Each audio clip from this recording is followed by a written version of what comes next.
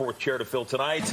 So let's do it right now. Please welcome political and social commentator, CEO of the Prestwood Group, straight out of Ward 8, Troy Prestwood, joining us here on the show tonight. Look at this guy. Look at this guy.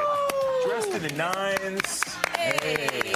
Oh, thank you, guys. Troy Prestwood is part of Ward 8 Democrats, but he's also been a longtime friend of our show, The Final Five, and like it or not, as a native Washingtonian, this announcement comes down today. Give me your reaction. I am super happy. I use the term on my socials. I said "siced." And I'll let you, I know you've been here for 10 years. I'll let you use that term, siced. Right. That's a local term. I can use that now? You can use it. Okay. You've been here 10 years. But the thing is, I think what your viewers need to understand is that those of us who are natives, who've been here, who've been with this team, who have stuck by this team through good and bad, who remember the old days. I grew up not too far from here on Benning Road. And I remember back in the day, we could walk from Benning Road to this location. If we had tickets, cool, we can get in. Yeah. But if not, you could just hang out here where we are right now and still feel the energy of this stadium. So I'm peacock proud. No, that's another network. But I'm peacock proud of the fact that the mayor and Josh Harris has announced that the Commanders are coming home. Okay, so Axios reporting a political-themed bar is set to open next Friday on U Street. It's called Political Patties, and it's taking place of the Dirty Goose. Troy, a place where people drink alcohol and are encouraged to discuss politics. What could possibly go wrong? Well, sign me up. Okay. Let me just say that. First of all, as the Politico on this panel, correct, I love this idea. I think the owners are onto something because we used to have bipartisan spaces in this town. Mm-hmm. And I think what's happened is that we've gotten so divided. Our politics are just really nasty right now. So the fact that you have this owner who's saying, hey, let's bring everybody together. Yes, the alcohol may be a little scary, but bringing everyone together, and hopefully hashing out some ideas and seeing how we have much more in common than we don't. I like this idea. I'll be there. Well, we are. Yeah, you'll find me there. Idea. I'll go at least once. As long as they have good beer. Listen, if you have good beer, I'll stop through. Yeah. Beer and tequila. Okay. And tequila. That's right. He knows what he's a guy who knows what he wants. Exactly. So here's the only issue. Now look, the Commanders, they're not paying me for this. Yeah. But I would give them some advice here. I don't like the arrow going through the W. Yeah.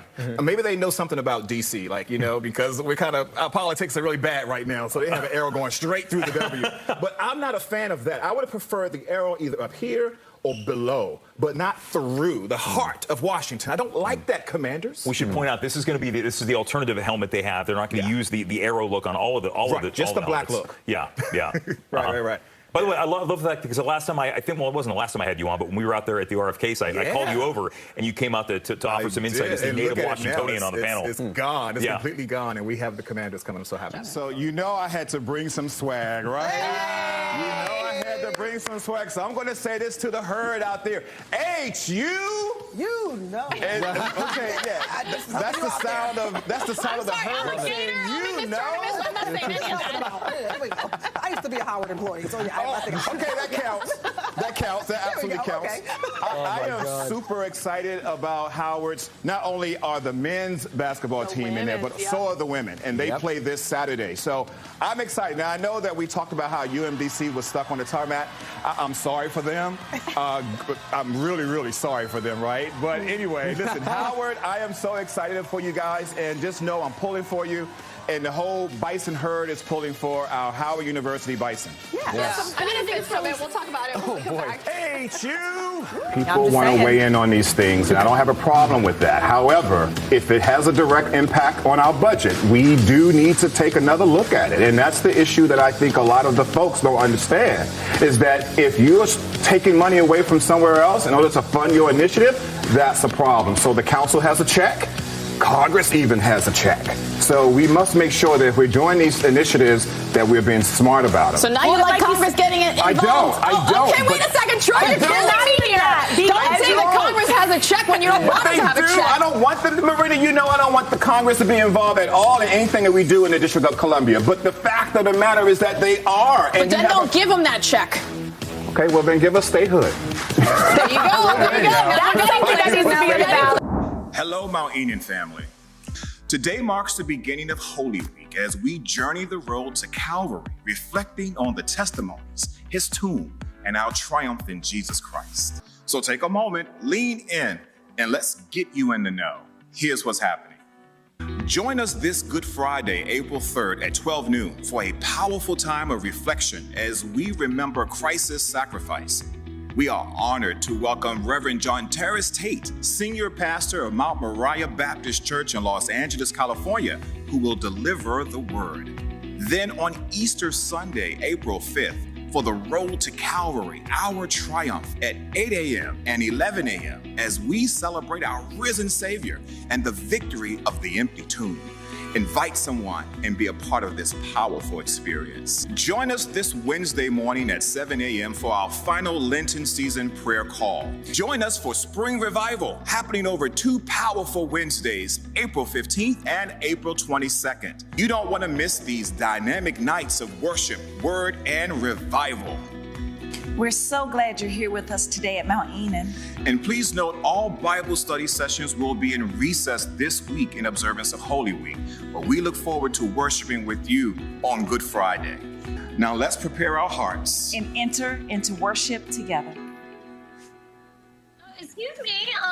Okay, keep going about yourself, honey. I know. HR, I think we need to report something here. Hey, Sarah, I'm a big fan. Well, right back at you. You look great. Oh my God, I love the outfit. You look terrific. Okay, I'll Thank you. stop because Yeah, It's all about we're not spring. Oh, there we go. It's all about spring. Spring's first full day of spring here in D.C. I still think it's too early to really pay attention to the polls. Polls are important as political junkies. You know, Yeah. we look at polls all the time. And they're always right. Right, exactly. Just Now, ask President Hillary Clinton. Precisely. Yeah. And so I think, honestly, as we get closer to the November 5th election, we should start looking at those polls.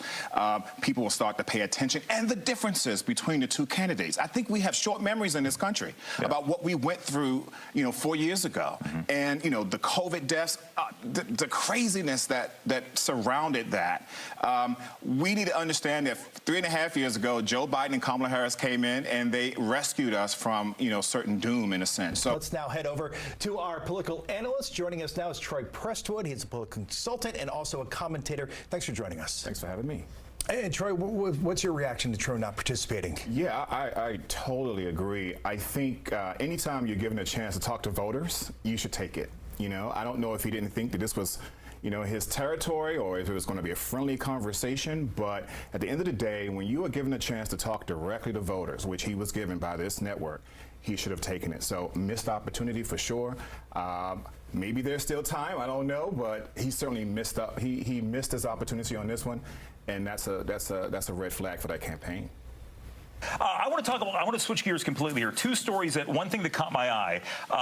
Politico's out with a story that says President Biden is getting kid glove treatment from late night comics who are airing on other channels at this present moment out there. And well, you're the only Jimmy I watch. Oh, thank you. Okay, I just want to keep it real. Yeah. So here's the thing. I think when you look at Joe Biden, what's the thing about him? He's old. He stumbles. He's a gaffe machine. Okay. Yeah. There you go. However, if you look at who is on the other side, you have someone who has been twice impeached. You have someone who is, basically the shoo-in for the Republican primary, the Republican nominee. And he's in court right now. I think, honestly, the jokes write themselves. So that's why you see more of a focus, I think, on the absurdity of what's happening with the former president than the current president. What is he? He's a gaffe machine. Okay, who doesn't make gaffes? But even with who doesn't trip up some stairs every now and then? I tripped up the stairs coming up here to Fox 5. So I think we should start with, the fact that this is a big deal for the president, right? He campaigned on this. He can legitimately check this off as a win in terms of saying, I'm going to reduce student loan debt or cancel some student loan debt, and he certainly has done that. Now, question is it enough? I don't think it is. It's a great start. It's a great down payment. But let's be real here. There are a lot of people who are still going to struggle with the yoke of student loan debt in this country, especially Black and brown borrowers. I'm one of those borrowers who had to take out loans and still paying on student loans, probably will be paying on student loans till I die. The intelligence community all agree that Russia tampered with the 2016 election and used information warfare to sow further division and mistrust among Americans. it's likely that they will interfere with the 2020 election as well. So as a candidate, how will you ensure your campaign will not be infiltrated by Russia? And secondly, as president, how will you eliminate this threat once and for all to restore confidence to our electoral process? Thank you very much for that question. Unlike Donald Trump, I have no doubt that what you said is true.